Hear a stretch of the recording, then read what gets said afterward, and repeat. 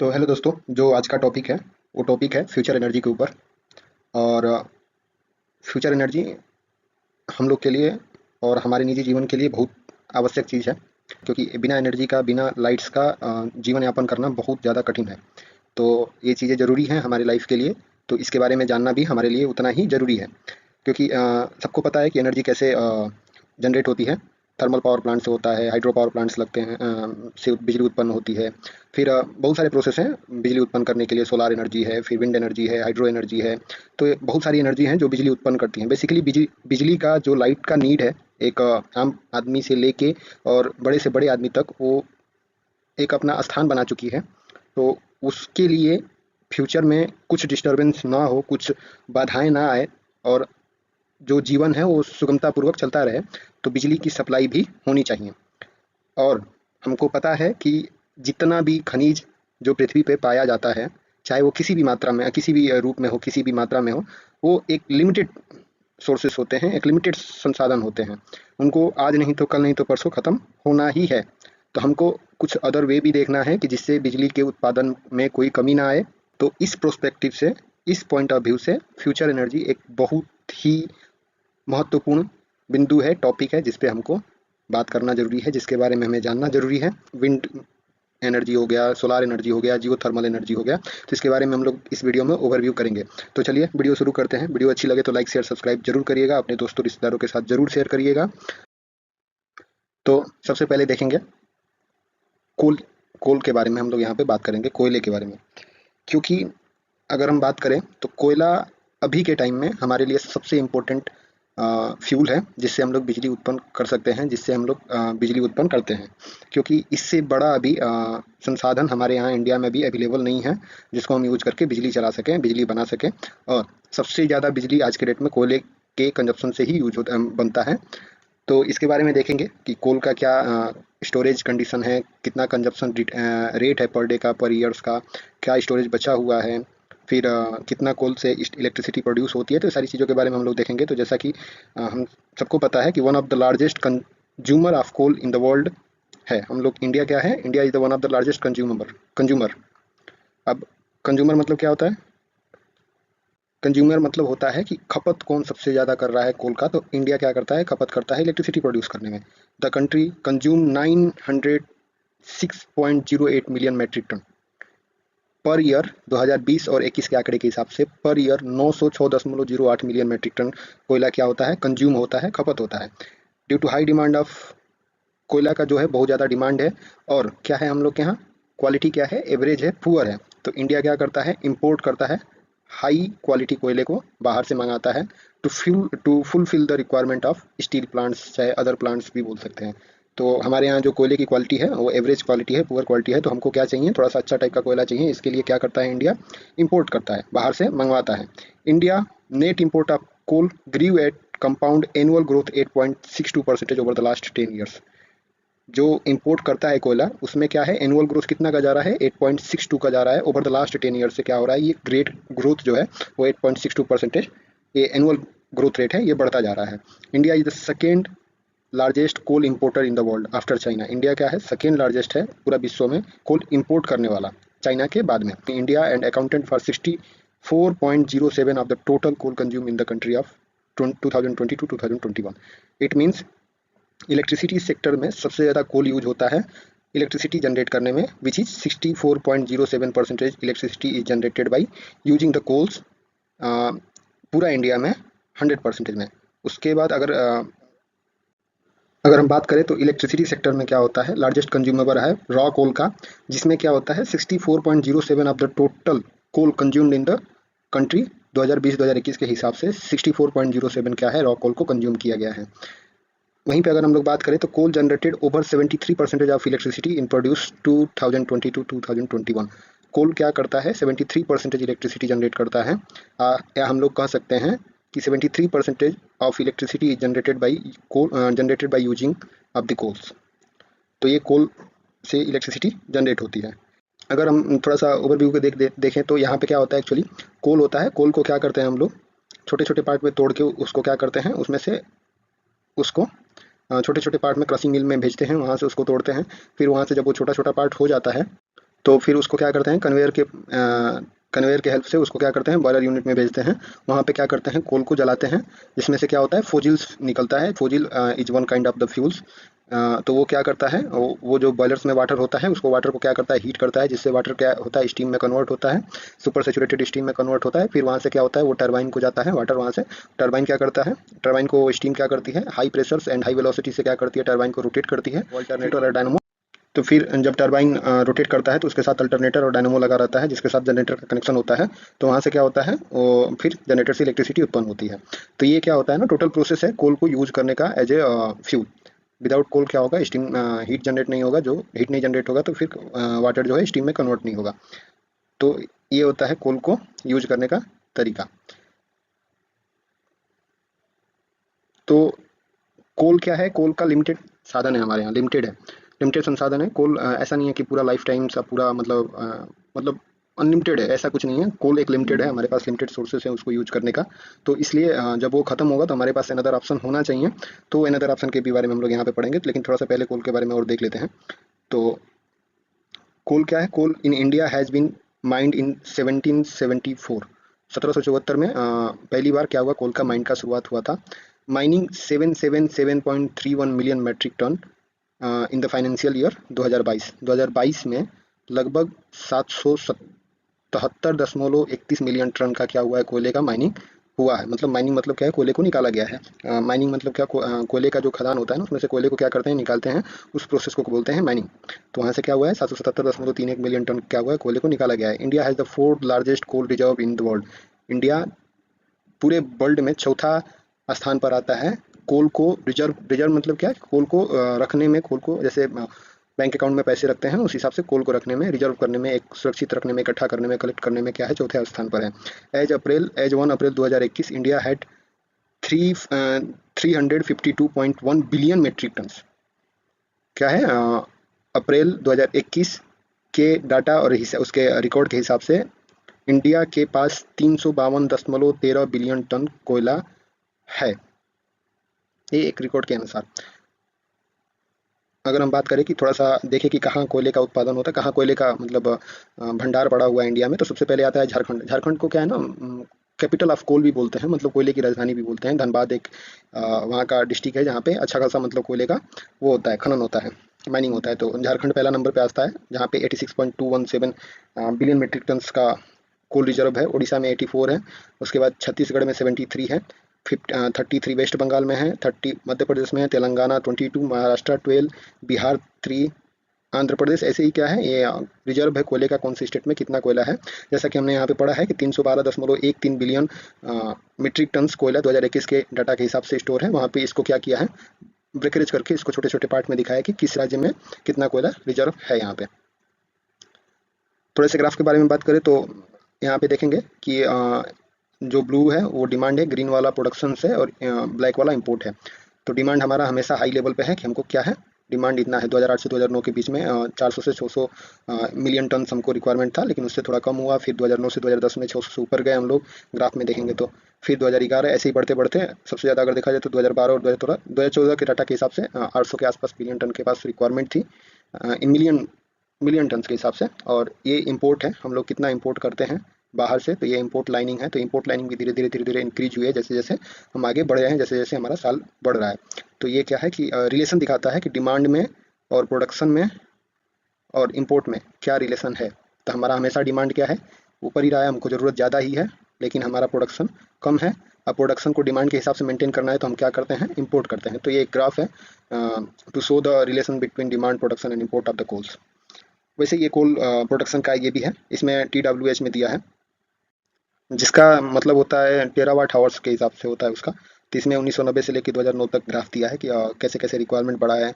तो कैसे कैसे जैसे जैसे टाइम बढ़ रहा है वैसे वैसे रिक्वायरमेंट भी हमारा क्या बढ़ रहा है, हमारा इलेक्ट्रिसिटी का जितना खपत है वो उतना इलेक्ट्रिसिटी का खपत बढ़ रहा है, तो हमारा रिक्वायरमेंट बढ़ रहा है। तो ये था पूरा कोयले का ओवरव्यू। मतलब हमारे पास कोयला लिमिटेड है, और इस कोयले के यूज के बाद हमको अनदर सोर्स ऑफ एनर्जी की ज़रूरत है। तो हम लोग अब उस एनर्जी के बारे में बात करेंगे, और संभावनाएं देखेंगे कि कौन सी एनर्जी कोयले से कंपेयर भी करेंगे, कौन सी एनर्जी जो कोयला हमको इलेक्ट्रिसिटी दे पा रहा है, उतना एनर्जी कौन सी प्रोसेस है जो हमको उतना दे सकता है, by using which kind of energy. तो उसके बारे में भी हम लोग आगे देखेंगे। तो अब देखेंगे what is the source of energy in the futures. Except कोयला, एक्सेप्ट कोल। ठीक है, तो सबसे पहले देखते हैं कि as we know that coal is not final solution to shape our future bright because we have limited source of coal. तो हमको ही पता है कि हमारा अगर हमारा फ्यूचर ब्राइट रखना है तो हमको क्या है, कोयला तो लिमिटेड साधन है, तो उसके अलावा भी हमको चाहिए because it will completely consumes after the certain time passes. कुछ टाइम के बाद ये क्या होगा, कम्प्लीटली कंज्यूम हो जाएगा, खपत हो जाएगा, तो उसके बाद हमको अनदर सोर्स चाहिए। साथ ही साथ India is the developing country in the view of all perspectives such as infrastructure, road construction, manufacturing and export and import and so on. बहुत सारे प्रोसेस हैं जिसमें इलेक्ट्रिसिटी का क्या होता है, खपत होता है। जैसे जैसे हमारा इंफ्रास्ट्रक्चर बढ़ेगा, रोड कंस्ट्रक्शन, बिल्डिंग्स बनेंगी, जैसे जैसे पॉपुलेशन बढ़ेगा, इलेक्ट्रिसिटी का क्या होगा, खपत ज़्यादा होगा, तो उस हिसाब से हमको इलेक्ट्रिसिटी जनरेट भी करना पड़ेगा। It can B produced again and again unlike other non-renewable sources of energy. This means that with hydrogen you get a fuel source that is limited. Basically hydrogen energy can be produced on demand.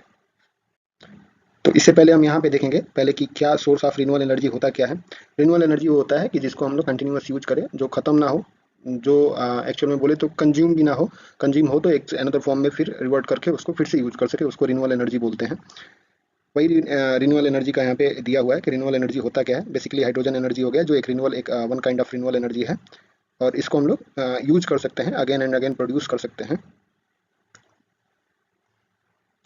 अब अब थोड़ा देखेंगे कि क्या है हमारा renewable energy का source क्या क्या है। तो पहले विंड हो गया, विंड एनर्जी के बारे में बात करेंगे। सोलार एनर्जी के भी हो गया हमारा, हाइड्रोजन भी हो गया, और एक जियो थर्मल एनर्जी भी होता है जो एक तरफ से हम लोग बात कर सके तो वो भी एक रिन्यूएबल एनर्जी के रूप में ही आता है।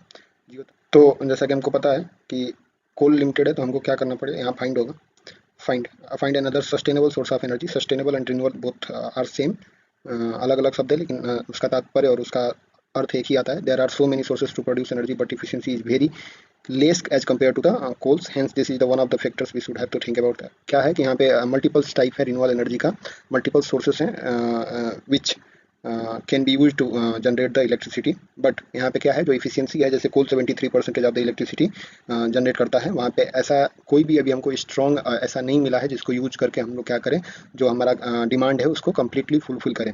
तो अगर हम लोग बात करें विंड एनर्जी के बारे में, तो विंड एनर्जी भी अच्छा है, रिन्यूएबल एनर्जी है, इसमें कुछ भी पोल्यूशंस नहीं है, ग्रीन एनर्जी के रूप में आता है। हालांकि कोल नहीं है ग्रीन एनर्जी में, कोल में बहुत सारे पोल्यूशंस हैं, जैसे सल्फर डाइऑक्साइड हो गया, नाइट्रस ऑक्साइड हो गया, फिर कार्बन डाइऑक्साइड हो गया, मल्टीपल टाइप्स के मतलब गैसेस निकलते हैं, टॉक्सिक गैसेस भी आती हैं, तो इन्वायरमेंट्स के लिए क्या है, हजार्डियस भी है। तो वैसा कुछ नहीं है रिन्यूएबल एनर्जी, ऐसा विंड एनर्जी क्या है, ग्रीन एनर्जी है, इको फ्रेंडली है। तो इसमें क्या होता है कि बेसिकली विंड मिल यूज किया जाता है। विंड मिल बहुत बड़े बड़े होते हैं, लगभग 100 मीटर के आसपास होते हैं। उसमें क्या होते हैं, फिन्स लगे होते हैं, ब्लेड लगे होते हैं, जो हवा के डायरेक्शन के हिसाब से रोटेट होते हैं, जिससे टरबाइन लगा होता है, और वहाँ से क्या होता है, वो रोटर से कनेक्ट होता है।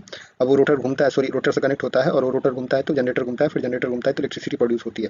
बट इसमें क्या होता है ना, कुछ थोड़ा सा डीमेरिट से कुछ डिसएडवांटेज है। एडवांटेज क्या है कि कुछ इसका स्पेशल रिक्वायरमेंट है, जैसे ग्राउंड लेवल क्या होना चाहिए, हाई होना चाहिए, ये वहीं पे इंस्टॉल हो सकता है जहाँ थोड़ा सा हाइट पे है, हवा का अच्छा खासा दबाव है। Install where the population density is very low, मतलब ये ऐसा कहीं भी नहीं इसको लगा सकते हैं जहाँ पॉपुलेशन डेंसिटी, जहाँ जनसंख्या कम है, वहाँ से थोड़ा दूर हट के ही इसको लगाया जाता है। रिक्वायर्ड मॉडरेट विंड स्पीड चाहिए इसको, एक एक नियमित स्पीड चाहिए जिसपे ये घूम सके। Continuous energy supply is not possible, इससे मतलब कंटिन्यूस एनर्जी सप्लाई पॉसिबल नहीं है, क्योंकि depend upon the wind speeds, depend upon the rotation of the, मतलब क्या है ना, फ्लक्चुएशंस भी आते हैं इसमें इलेक्ट्रिसिटी में। Limited number of wind mill installed in a certain area of lands, मतलब एक लैंड में limited number of wind install हो सकते हैं, तो इससे उतना इलेक्ट्रिसिटी प्रोड्यूस नहीं हो सकती है जितना इलेक्ट्रिसिटी हम लोग कोयले की यूज से प्रोड्यूस करते हैं। बट ये एक अल्टरनेट ऑप्शन है, मतलब जहाँ कुछ नहीं वहाँ थोड़ा बहुत तो कुछ चल ही जाएगा काम। तो एक विंड एनर्जी हमारा उसके हिसाब से अल्टरनेट ऑप्शन के पे आता है। दूसरा अगर हम लोग बात करें सोलार सिस्टम की, तो सोलार सिस्टम भी एक अनदर ऑप्शन है टू जनरेट द इलेक्ट्रिसिटी। ये भी क्या है, रिन्यूएबल सोर्सेस ऑफ एनर्जी है, ये भी इको फ्रेंडली है, इसमें भी कुछ पॉल्यूशंस का कोई लफड़ा नहीं है। इसमें भी क्या होता है कि जनरली जो सन ऑफ लाइट होता है, हीट को क्या करते हैं हम लोग, इलेक्ट्रिसिटी में कन्वर्ट करते हैं, तो इसमें सोलर पैनल का यूज होता है।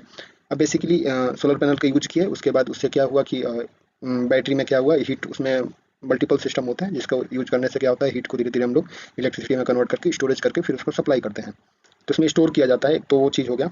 दूसरा क्या होता है कि अगर हम लोग सोलार सिस्टम यूज कर सकते हैं, बट इसमें क्या होता है कि नीड मोर स्पेस चाहिए, बहुत ज़्यादा स्पेस चाहिए।